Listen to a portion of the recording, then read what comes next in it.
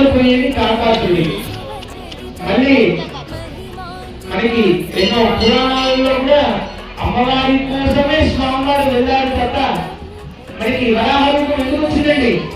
భూమిని కాపాడడానికే కదా. అందుకని అమ్మవారి కోసమే స్వామి ఎప్పుడు వెళ్తున్నారు కాబట్టి అమ్మ ద్వారానే స్వామిని చేరాలి.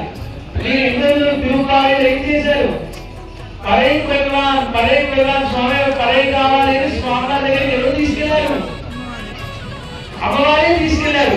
అంటే మీకు ఇప్పుడు స్వామి కావాలి అని చేతిన వాళ్ళందరికీ స్వామి కావాలి అంటే అమ్మవారి తరఫున వెళ్ళాలి. అందుకని మనమంతా కూడా అమ్మవారి తరఫే.